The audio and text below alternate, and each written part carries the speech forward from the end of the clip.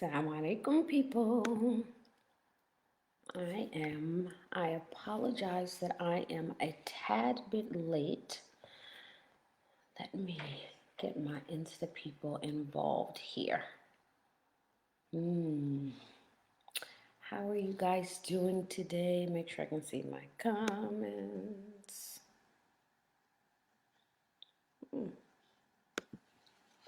Okay.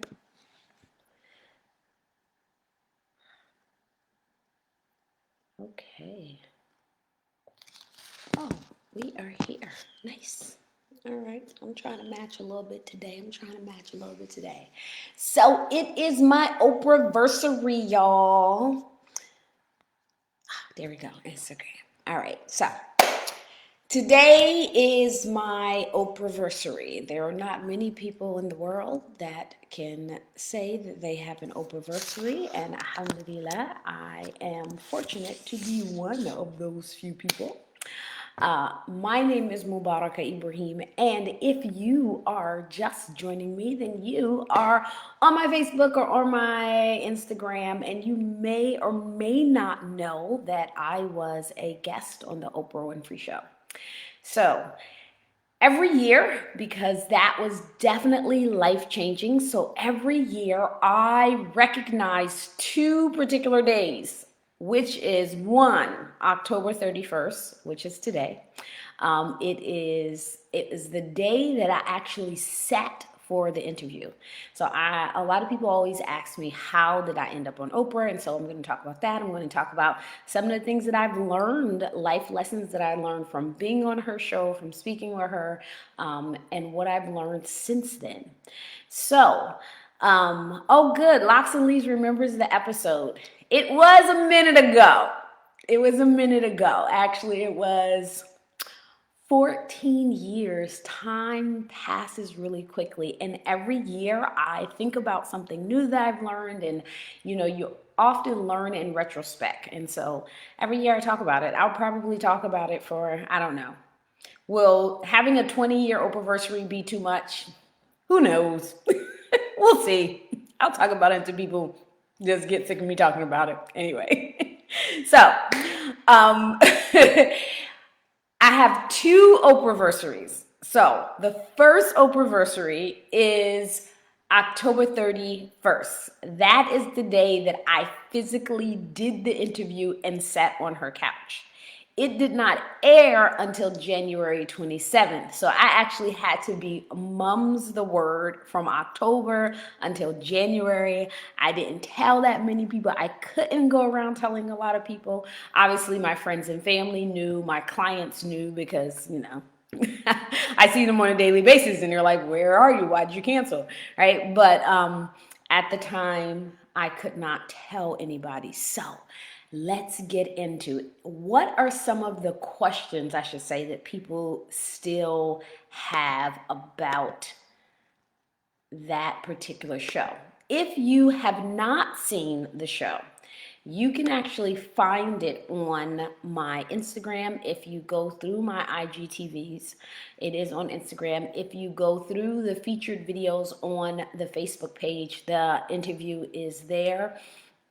I think it is in two parts because I don't know, I can't remember why it was chopped up, but I had two parts to the interview because she had more questions for me when I went and sat down. When my interview was supposed to be over, she actually wanted to talk to me more. So, so how did I end up on Oprah? How did I end up being what is now, since the show, she did her show for 30 years, and after 30 years, she ended the show, and so I can actually say that I am the only African American hijabi to sit on her couch to be interviewed by her. And so that's kind of like a little badge that I wear, right? Which is pretty awesome as well. All right, so let's rewind. We're gonna rewind. So when I was about 20, I don't know, 27, I think maybe, I became a personal trainer. I think I was about 27. Um, no, it was right after my son was born. I was 25 when I got my personal training certification. Before that, I had several fitness certifications, nutrition certifications, but which is very different also too for people who are thinking about being trainers. Being a fitness instructor is not a personal trainer. So I think I got that when I was about 25. And I started off, so I was a stay-at-home mom, homeschooling 4 children. And I decided that I loved fitness enough that I wanted to be a personal trainer. So I got a personal training certification, and obviously I can't go out and get a full-time job because I think my son was maybe one. I had a 3-year-old, a 5-year-old, and a 7-year-old. So I had babies, y'all. I had babies. And when I became a trainer, what I decided to do, it was a part of me kind of spreading my wings and doing something for me. It was really a part of, I would say, reclaiming my identity after being baby and mama for so long, right? I was literally popping out kids every other year for 8 years. So every other year I was pregnant. All of my kids are almost exactly 2 years apart. That's crazy. It's so funny because when I was a kid, I was like, I'm not going to have babies like a kangaroo. I used to, teenagers say little sarcastic stuff. I used to say sarcastic stuff like that. But I ended up being like a kangaroo. So I had 4 children. I was homeschooling everyone. We did not want to put them in public school. And so when I decided that I wanted to so when I had my fitness certifications, I taught maybe a class once a week at a gym or at the masjid or at a sister's retreat, right? So I was the sister that would be like, okay, let's go, everybody get up and move kind of thing, right? And so I decided that I wanted to actually work with people on a deeper level and individually, and I became a trainer. And once I became a trainer, what I decided to do is I decided to do in-home personal training. So I'm going to try to keep this relatively short and not talk to you. I could probably have this conversation for hours about all of the things that led up to me being a trainer, all of the lessons that I learned in the process. But we're going to talk about how I actually ended up on Oprah in that experience. So excuse me for skipping over some parts. So I was doing in-home personal training, which means I was going to people's house, exercising with them in their house, in their yard, wherever they wanted to meet. Most of my clientele was based on referrals. And so one client would refer me to another, to another. How did I do that and have 4 kids? I would actually get up at 4 o'clock in the morning and I would be at my first client's house by 5, 6, 7. I knew that my kids got up at around 9 o'clock, so I would be home by 8:30. So I would do 2 or 3 clients in the morning and then just be home and then come in, cook breakfast, get everybody fed and down and starting their schoolwork. So my days were longer because I got up at Fajr. Sometimes I was making Fajr in my car before I went into a client's house. And I did that for a while. And then my clientele started picking up and I told my husband, I was like, okay, now I'm turning people away. It's time for me to open my own personal training studio and have clients come to me. And so I opened a personal training studio. For people who live in Connecticut, you may be familiar with Edge of the Woods Food Store. I was in that same plaza across the parking lot from Edge of the Woods, which is our local health food store. I opened a personal training studio there. And I opened my studio in March, and it was the March of my birthday is March 13th.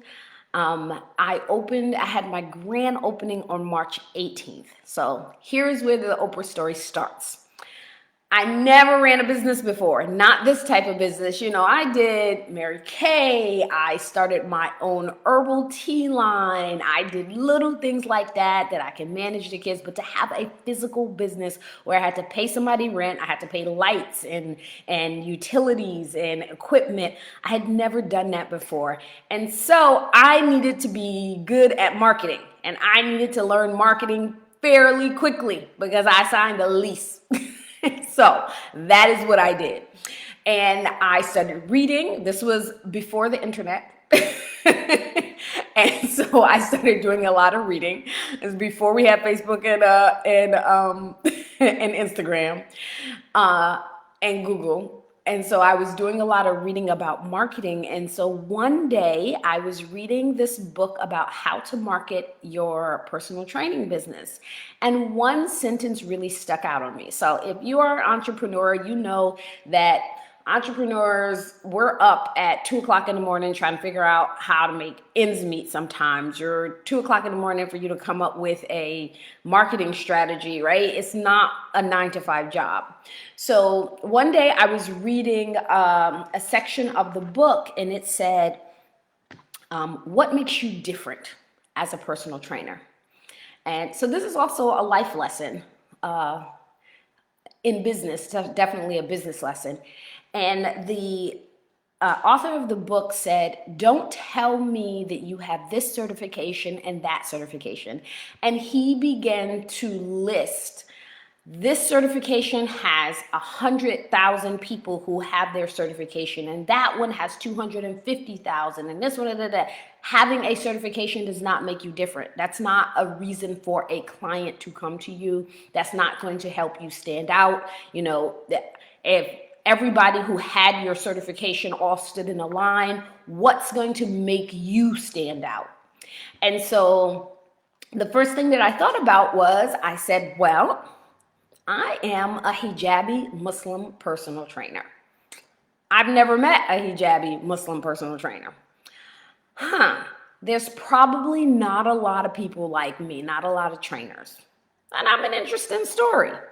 And then I said to myself, it's literally like 2 o'clock in the morning. And I was like, Oprah likes interesting stories. I think I'll tell her about myself. And so I actually went on this new thing that we had called a computer.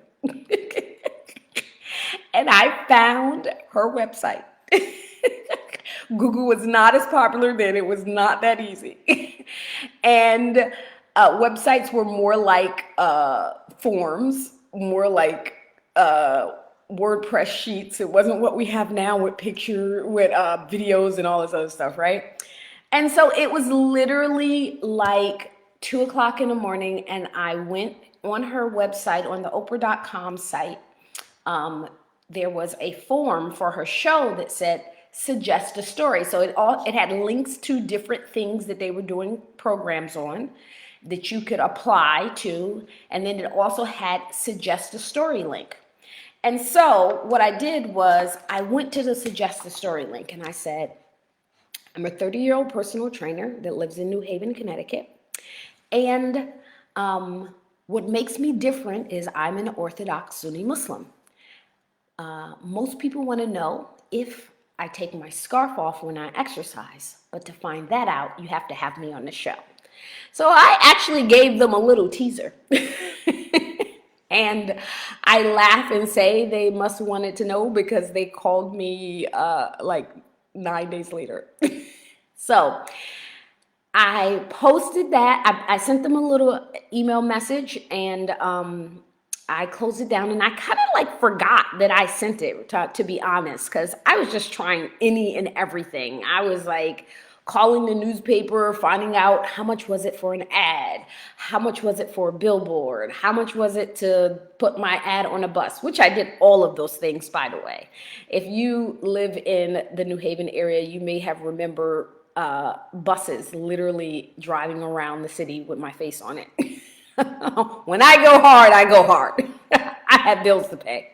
So I sent them this link. I'm sorry, I don't want to lose my Instagram people, so I got to keep my cord and plug my phone up. I don't want to lose you guys. So I sent them in the suggested story link, I sent them that message. And so what was about 9 days later, it was 10 o'clock at night on my time. And I get a phone call from the show researcher. And she calls me and she says, hello, my name is such and such, and I'm calling from the Oprah Winfrey Show. And I'm like, what? And at first I didn't really believe her. And she's like, oh, I apologize that I didn't realize that it's 10 o'clock where you are, but where we are in Chicago, it's only 8. And she was just like, so sorry that she called at 10 o'clock at night. And I'm like, no, I'm sorry. Yes, it was about 10 o'clock at night. And so I was like, oh, no, not a problem. She was like, I just wanted to let you know that we are doing a show. And I wanted to ask you some questions. We got your email message and I wanted to ask you some questions. And so she began to ask me, do I wear hijab all the time? And I was like, yes. Do I actually attend a mosque? And I was like, yeah, I attend the mosque in my area. She asked me about how long I was married, how many children was I married, how many children did we have? And so she started asking me questions about my life. And as she's talking to me, and I probably talked to her for about 30 minutes, and she just reassured me that this does not mean that you're going to be on the show. I am just a researcher. I'm just getting information. I'll take this information back to the producers, and if we would like you on the show, that somebody will reach out to you. And I was like, okay. And so I'm being like cool, calm, and collective, right? Because, yo, it's the Oprah show. I had to pull it in. Now, I'm going to tell you a side note about this. Before being on her show, I was actually not a big Oprah fan. And a lot of people are surprised. And there was a couple of reasons for that. Because number one, I was working all the time. I did not have time to watch the Oprah Winfrey Show. When I did watch the Oprah Winfrey Show, it wasn't really the best things that I saw in representation of Muslims, right? I actually did not like the way that it seemed that every time she talked about Islam or talked about Muslims, it was like from a negative slant. So I actually was not a huge Oprah fan. But she's Oprah, so that's who I emailed. So I hung up from the what do you call it? The researcher, and literally 10, 15 minutes later, my phone rings again. Now it's like 11 o'clock at night, and it's the actual producer of the show. And she tells me like, oh, my name is such and such, and I'm one of the producers on the show. I wanted to ask you more questions. Now, she was the sweetest woman. I still have contact with her to this day just because she's so freaking cool. And we talked for like an hour. I mean, we were on the phone talking so long. My husband says to me, so at the time, my husband was a police officer and he was working the midnight shift. So it's like 11:30 and I'm on the phone, which was not normal for me. And he's getting dressed to go to work and he's like, who are you on the phone with at 11:30 at night? And I was like, it's the Oprah show. And he's like, stop lying. And I was like, I swear to God, it's the Oprah show. He was like, you're right. Okay, whatever. He gets dressed and he goes to work. He's like, she's playing around. She's playing some kind of game, right? Oh, I lost my leg. So I talked to her for like an hour. After I talked to her for about an hour, she's like, okay, so she still doesn't confirm. Like, it's like midnight.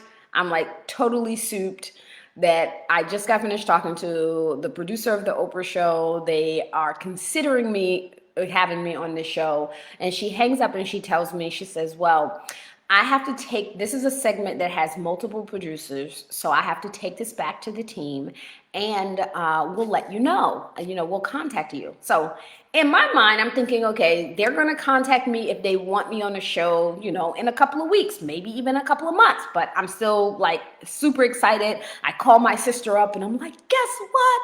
I just got off the phone with the Oprah show.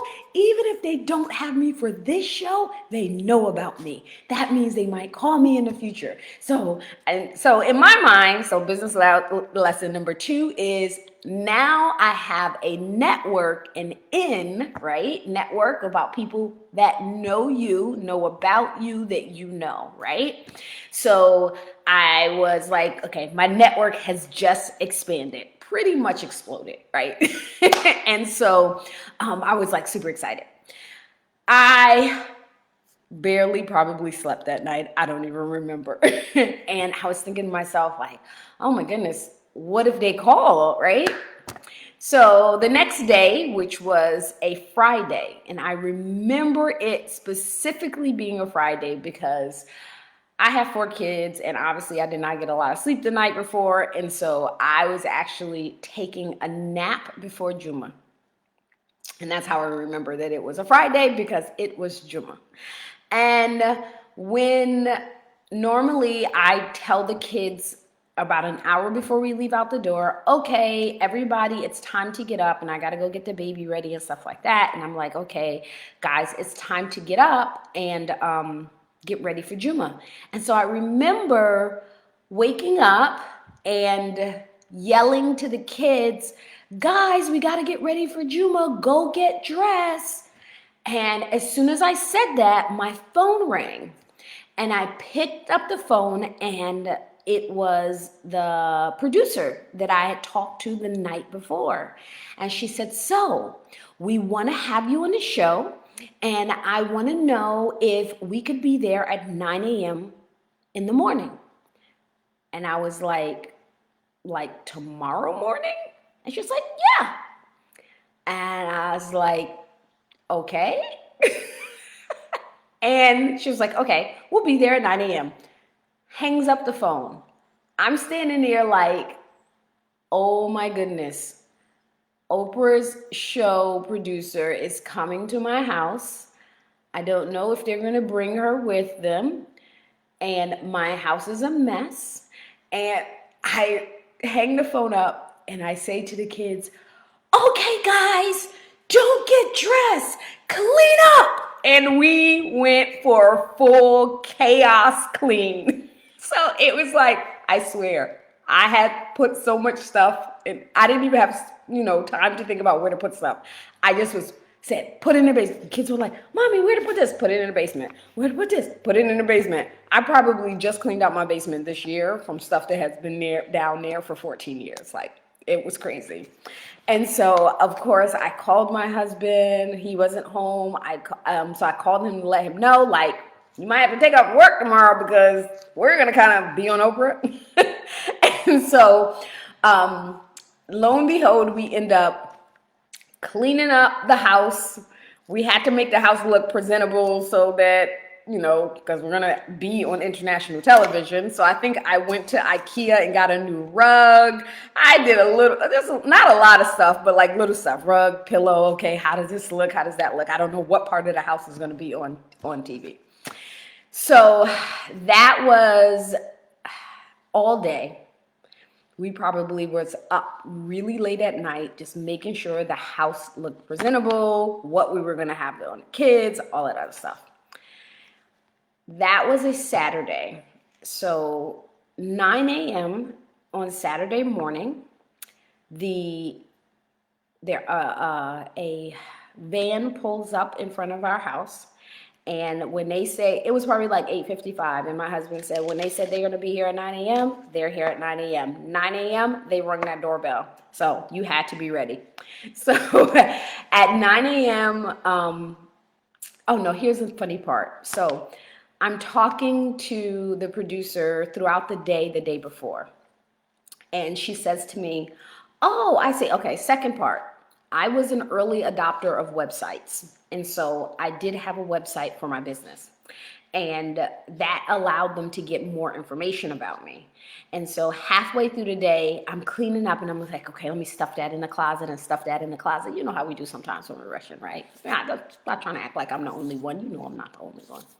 So she calls me halfway through the day and she's like, I noticed that every outfit that I see of you, your scarf matches your outfit. So I'd like to see your closet when we come. And I'm like, oh my God, I just stuffed mad stuff in my closet. And I'm like, okay. Reverse, go in the closet, start taking stuff out, try to make my closet look nice. That was like, it was mad crazy because like everything that I was doing, I would have to turn around and reverse, which why it took me so long to clean up, right? And so next morning, they show up. They spend the entire day. We literally filmed from 9 a.m. to 5 p.m. the entire day. They recorded me and my family. If you see the clip online, again, it is on my Instagram, IGTV. It's also in the featured videos on the Facebook page. They recorded us making salah. They recorded me doing some homeschooling of the kids. They recorded me training a client. And it was funny because I normally have a client that day and I had to call her and I had to say, hey, Cynthia, do you mind if you would like to be on Oprah? Right? And so they were asking me, it was just a tad bit stage. It wasn't completely stage. It was just a little bit stage. So I actually normally had her on Saturday mornings, but I told her, like, if you do the show with me, I'll give you a few free sessions. And she was like, oh, no, that's okay. I said, because it's not going to be like a full training session. And so they were asking me, like, what happens if you're at work and you're training a client and you have to pray, right? Because they're asking me, like, oh, do you pray 5 times a day? Yes, I do. All that other stuff. And so I was like, I just excuse myself and I tell them that I'll be back. It takes me 5 minutes. And so in the clip of the show, you'll see me tell her, give me 2 more reps and I have to go pray and I'll be right back, right? So we recreated a regular scene that would happen. And that was actually me praying though. I was like, I was like, well, it is time for me to pray. They was like, okay, great. Can we record you praying? I was like, sure. And so they recorded me praying. So all day Saturday. So they probably have like 6 hours of film of my life for a like 3-minute piece of film. Like they condensed it into 3 minutes. That's insane. So they called me Friday night. They showed up at my house. Oh, they called me Friday afternoon. It was literally like 12 o'clock. They showed up at my house with the producer. So Oprah did not come to my house. The way that it works is that they have a film crew and the producer of my segment come to my house. They filmed me and my daily activities for the entire day, and that was all of Saturday. Then they paid for a ticket for me and my husband to come to Chicago, and we went to Chicago on Monday. We recorded the show on Tuesday, and we came home on Wednesday. And so 2 things that people ask me. Number 1, no, she did not pay me when I was on the show. I wish she would have given me a little bit of Oprah cash, but no, I did not get money for being on the show. She didn't even give away one of her gift things during the show. I'm like, yo, with my car or something. Like, do I get a motorcycle, a car, some face cream, anything? No, I didn't get anything. Neither did the audience. So every show was not a giveaway. The show was called 30-something in America, and it profiled women in their 30s in America in all over the United States. So there were 5 segments. One segment had, 4 segments, I think. One segment had 3 women on it. So this is the part that's not on my social media, and I don't even know if they have the show out somewhere. I never really looked. So the 30 something in America was women in their 30s and what their lives were like. One segment were three women who were all single, and they were talking about the challenges of being single and having children. One was like a Jewish woman who was trying like Jewish dating sites or something, and the difficulty. Another woman had a child and was talking about the difficulty of dating with a child, and I can't remember the other woman. Then there was a couple who they were having some problems with fertility, and that was her story. And then there was like a religious woman who homeschooled. She had like 9 kids, I think, and she was homeschooling everybody. And then there was me. Now, out of everybody that was on the show, I had the longest segment because after my segment, so when you do the show, so they take you in, they take you to dressing, the green room or whatever, you do that, and then you go out into the where the show is going to be at. So here's a little, I guess like inside. The way that it happens is you sit in the audience while the one person is being interviewed. During a commercial break, they switch you out. They ask the person who was sitting on the couch to be interviewed to sit in the audience, and then you get up and you go sit on the couch to be interviewed. That's the way our segment happened with multiple people. What happened, the reason why my segment is 10 minutes and 36 seconds, the reason why she spoke to me longer is because I'm not interested. And she had more questions after my interview was over. So I sat on the couch and she interviewed me. And after she got done interviewing me, during the commercial break, the woman who had like the 9 kids or whatever, it was her turn to be interviewed. But then when the cameras turned back on and I was in the audience, the second part of the segment that you'll see in the video is she said, wait a minute, I have some more questions. And she starts asking me more questions and extending my interview. The lady sitting on a couch waiting for her to talk to her, but she's still talking to me as I'm sitting inside of the audience. So that extended my interview a little bit longer. After the show, we were graciously ushered back to the back and to the hotel, and then we went home. And then I had to be mum's the word until it was time for the show to air. Now, let me get something. So the show was supposed to air, I believe, in December, maybe the beginning of January, but it did not air because I got bumped.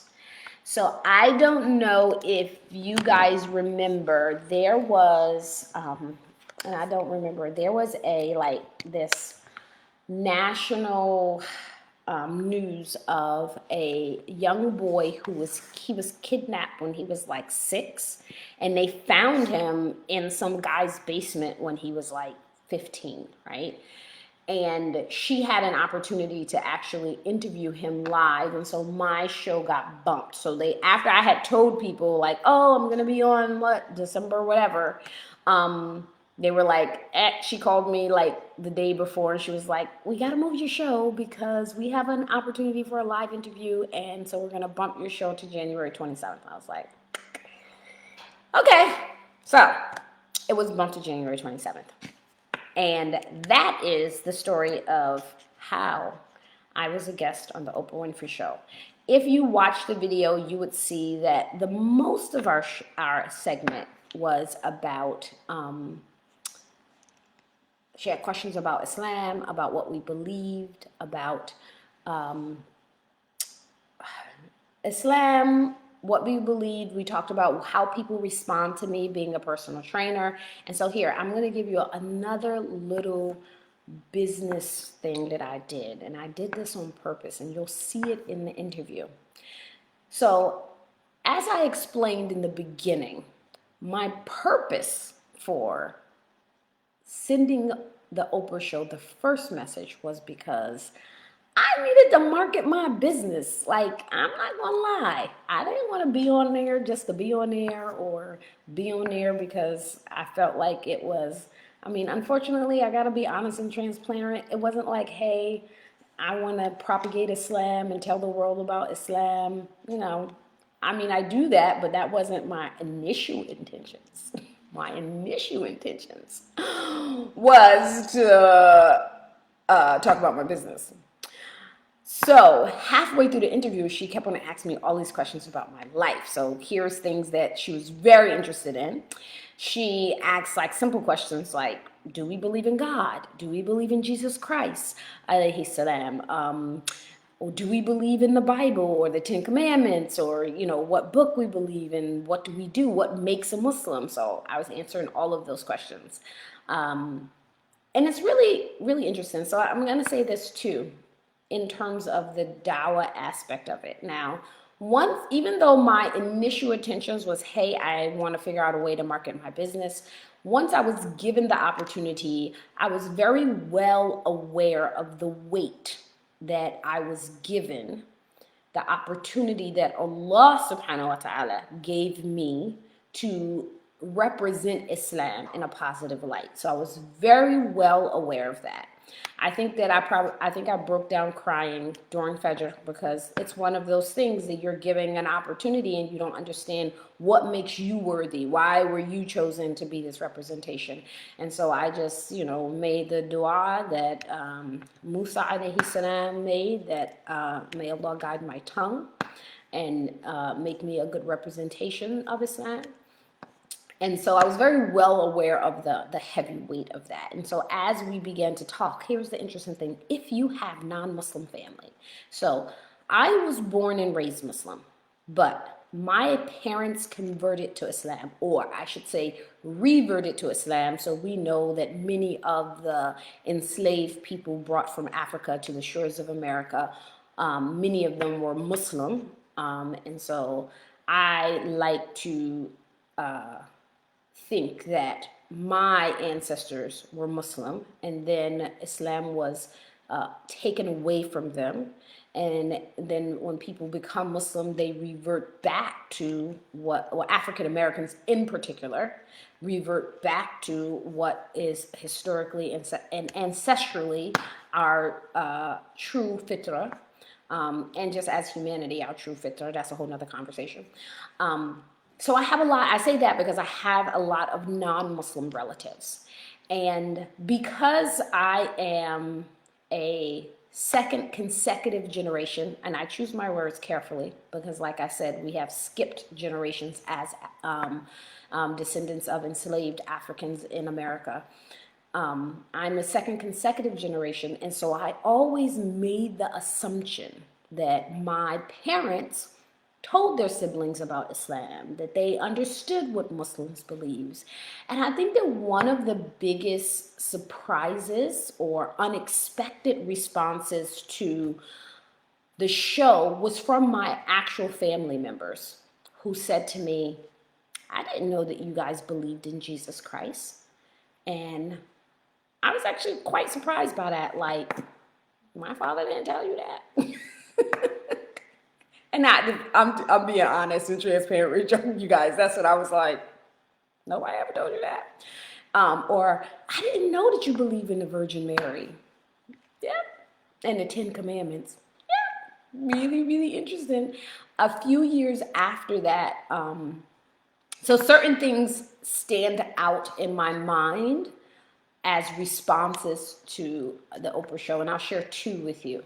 One, a few years after I was on the Oprah show, my non-Muslim aunt passed away, and I went to her funeral, and the pastor and his wife spoke to me afterwards, and they wanted to tell me how proud she was of me and how the whole church watched me on Oprah.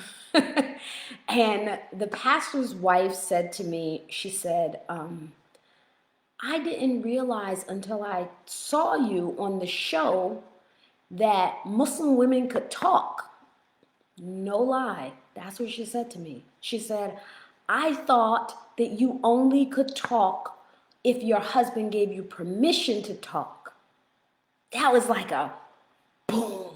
Like, oh my God, people actually believe these stereotypes. So that was really interesting. So I realized, like, when things like that happen to me, it's like I realize the impact of being on the show. I realize that people are like, wow, Muslim women are not oppressed. Muslim women, um, can talk without their husband's permission. And so that was so my first. So what? Okay, I'm thinking of four things off the top of my head that really stuck with me. So number one, the questions from my non-Muslim families, or the comments from my non-Muslim families about simple things about Islam that I did not know that they didn't know. Like, we believe that Jesus Christ alayhi salam was a prophet of Islam. We believe that the Virgin Mary alayhi salam was a blessed and holy woman and an awliya of Allah. Like, that kind of stuff, I did not realize that my non-Muslim relatives did not know about what we believed. When the first lady of the church told me that she thought Muslim women couldn't talk without their husband's permission before she saw the show, I realized how many stereotypes still exist around Islam and women in Islam in particular. So I was like, wow. So that was like really stereotype breaking. I got an email, I remember particularly one. So I got lots of messages. People would find me, email me, and one particular one moved me by a woman who messaged me and told me that she became Muslim, and she used to be a personal trainer, and she gave it up because she didn't think that Muslim women could do that. And she had been so depressed, right? And she just felt like it was something that she had to sacrifice for her Islam. And seeing me on the show made her realize that she can still do what she loves. And she was going back to her career. And that really, really moved me, because it also showed me that just seeing representation can make a very big difference in your life. And then the fourth one that is sort of kind of related to Oprah, but not related to Oprah, is after, remember I told you earlier, so if you've been on, well, I've been talking for these last 30 minutes, you know that part of all of this in my marketing of my business is I had billboards around the city, and definitely did the billboard after I was on Oprah. Like, as seen on Oprah. And I had literal pictures of myself, right? Because I did not expect people to remember my name, but they would remember my face. And one of my friends, Zahira, she said to me one day, she said they were driving down the street and her daughter saw me on the billboard. And she was like, look, mommy, that's Auntie Mubaraka. And she was like, yes, that's an advertisement for her business, for her fitness business. And she said, I didn't know that Muslim women could have businesses. She was like, yeah, Muslim women can be anything that they want. You know, she gave her daughter the talk. And that stuck with me, like, to teach a little Muslim girl that you can do anything, right, that you want, that you're not limited to one or two things as a Muslim woman. And so those are four really big aha, light bulb, life lessons that I got from being on the show. The other thing that people ask me a lot is, did the show bring me lots of money? Yes and no, probably not the way you think. So After being on the Oprah show, I got invited to lots of speaking. So in my mind, I thought that it would help bring clients to me. And it did, but not on the scale that most people would expect. So people in the area who would like, oh yeah, I know her, or I've seen that business, or yeah, I think I'm gonna look up where this trainer is in Connecticut because I saw her on the show, right? So yeah, it brought people in that way, but what it did was it allowed me to amplify my voice in everything from health and wellness to Islam. And so I've had the opportunity to literally be invited to speak all over the entire world, on everything from the meaning of Ramadan to women in Islam to being African American woman, living in the intersection of being an African American woman in America, to health and wellness. So I've graced, stages as big as Riz in Canada, and even got invited to do a 3-day health and wellness summit in Saudi Arabia at KAUST. So it has been definitely amplifying. Even 14 years later, I will get people who say, hey, aren't you the one that was, and I'm always impressed with those people because I am horrible with remembering faces off of TV. Like, if I saw you on TV, I may be like, you look familiar. You look familiar, but can't really place it. But also, I don't watch a lot of TV.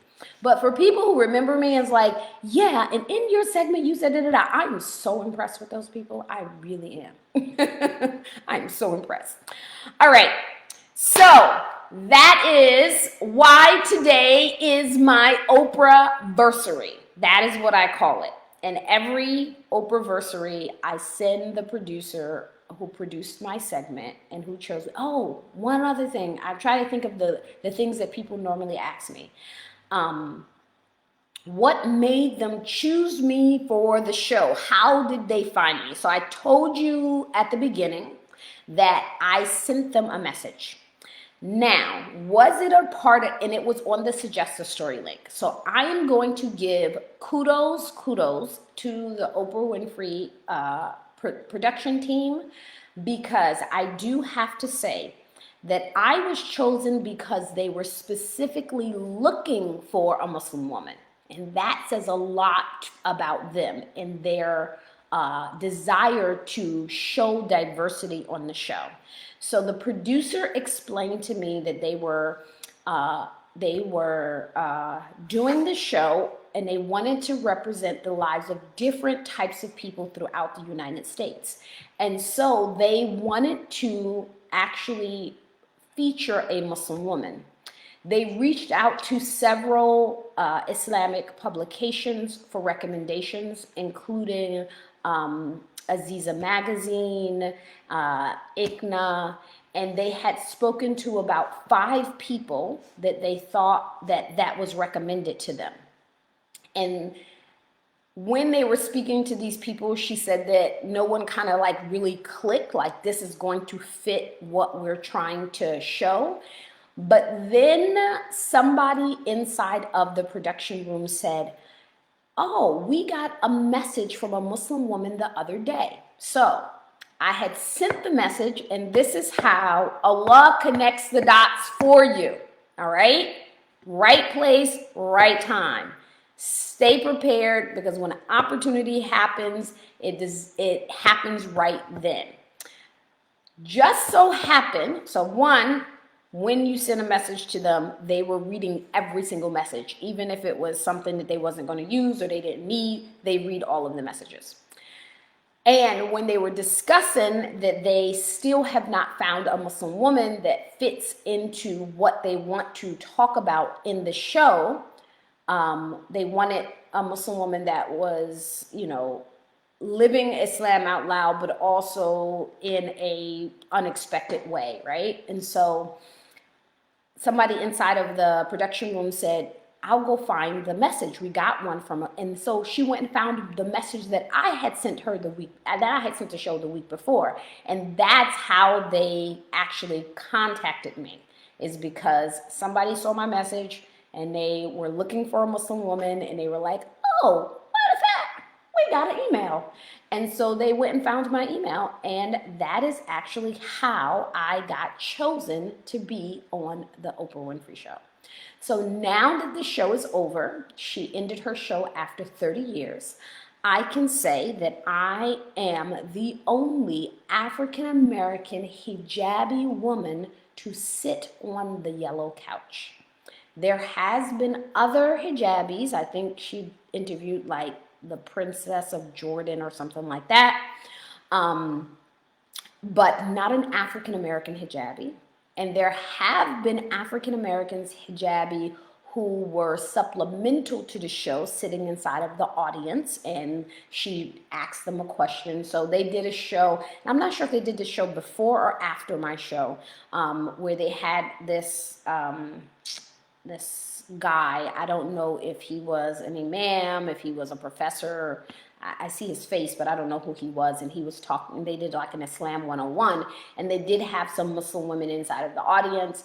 And I did see an African-American hijabi, but to be featured and actually interviewed specifically by the Queen of Talk herself, I can hold that badge, the only one.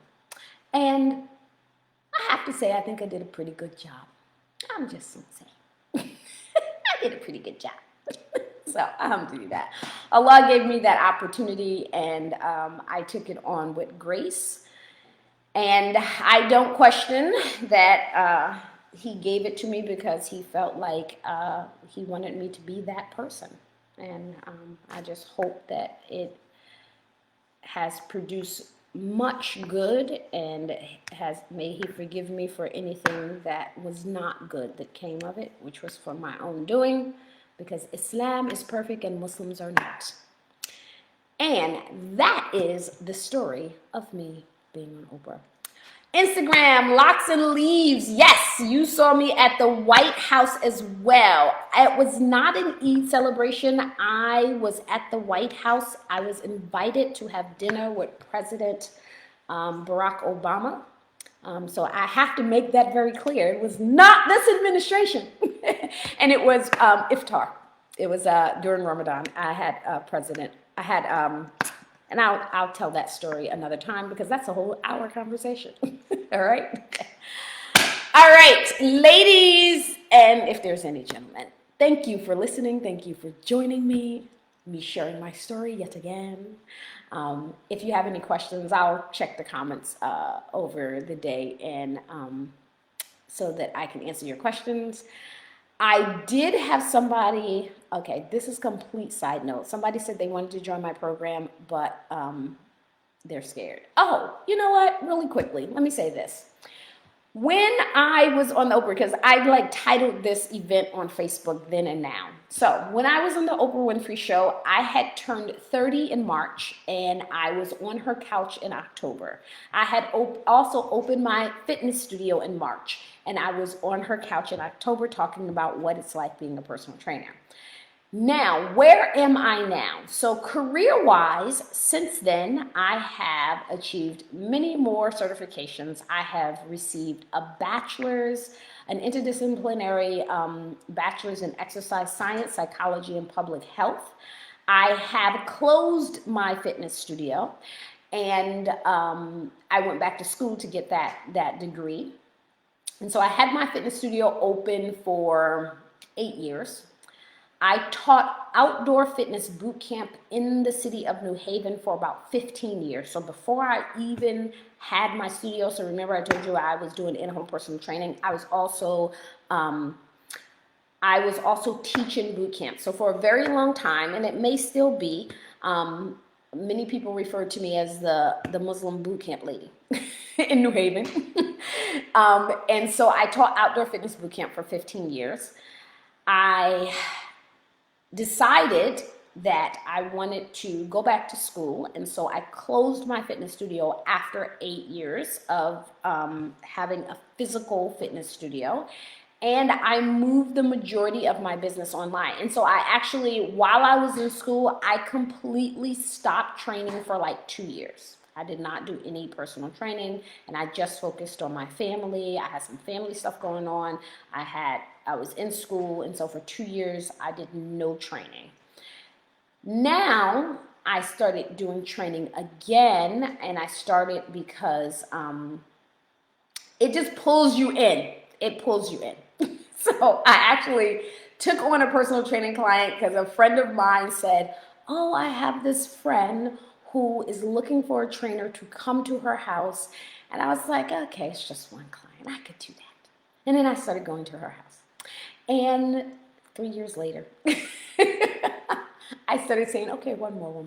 And then last summer, my husband converted our 2-car garage into a personal training studio where I do all of my online training and my one-on-one personal training. I do 80% of my clients are online. If you have been seeing my posts, you know that I do a group program called the Burn Belly Fat Challenge, which registration closes tonight. I actually, as an Oprah-Vesary gift to everyone else, I actually kept the discount all the way till today because it's my Oprah-Vesary, right? So you can still get your $100 off. There's no code. It hasn't been changed. Just go to the site and register. method.com, and you can join, and I actually coach you live through the entire 6-week process. So you can get all of the information on mr40method.com. And then I also do one-on-one coaching online. I do my one-on-one coaching in person is very, very selective, especially since COVID. I keep it very limited, and right now I have no space for in-person coaching, but I do online, and I'm not looking forward to COVID probably picking up. But my in-person clients are generally long-term, so I will be at my schedule for at least the next six months. But if you're interested, if you live locally and you're interested, you can send me a message and I can put you on the list of people to train. My kids are all grown now. So if you see that video, all of those cute little chubby cheeks are not cute little chubby cheeks anymore. And the most important development is now I am a grandma, or as I like to refer to myself, I am a queen mother, okay? So that is the most important development. My kids are grown. One is married, one is getting married in March. So alhamdulillah, I love my daughter-in-law. I love the character of my future daughter-in-law, and I'm looking forward to her joining our family. And I love my little granddaughter. Her name is Amina. May Allah preserve her and make her a mu'min. And my husband and I are 28. We're celebrating 29 years of marriage in June. My daughter, I have one daughter, so I have 3 boys and 1 girl. My daughter is the only one that moved back home. But she moved back home because of COVID. So she was living her best life, had left the East Coast, went to the West Coast. She was in California living her best life. And then COVID happened. And we decided that it would be better for her. We did not know how this was going to affect her job, how strict the quarantine was going to be, whether or not they were going to shut down airports or anything like that. And so we decided it would be better for her to come home. And so she has been home since COVID, since March. Yep. She came home the day after my birthday, and so she is still here. And that's where everybody is. So my husband has since retired from the New Haven Police Department, so he is no longer an active police sergeant. He retired as a sergeant. And I'm probably the only one that's still doing the same thing. Everybody in my family has changed paths, careers, grown up. And I'm still here trying to fight the good fat. I'm still here fighting the fat, all right? That's how dedicated I am. I have not retired. Maybe one day, but you know. As long as people have health issues related to their weight, I will be here to help you. All right. Because my goal is for everybody to live happier, healthier lives. Because I believe that the world is a better place when women in particular show up every day as their happiest, healthiest self. The world is a better place because we are the mothers, we are the womb of civilization. We are the wives that hold the men down. We are the ones who care, who protect, not taken away from the men. But we do a lot. All right? We do a lot. Wait a minute, no Nana. My grandmother was Nana. I am not a Nana. I am a queen mother. Did you not see Black Panther? She called me Nana. Did you not see Black Panther? I am Queen Mother. Okay? I got, I have to practice my fake African accent, but I'll get it. I have to conjure it from my DNA. It won't be fake because I am African in my DNA. I just have to conjure it up from my DNA. Okay, now I'm getting silly. Okay. All right, I am looking forward to tomorrow because we start our first live coaching session for the Burn Belly Fat Challenge for me, helping to fight the good fat. Fight the good fight. I fight the good fat, right? All right. I will talk to you. I'll probably log on tomorrow too, and I'll talk to you then. All right. Other than that, catch me Monday at 1 o'clock and we'll talk. All right. Assalamu alaikum.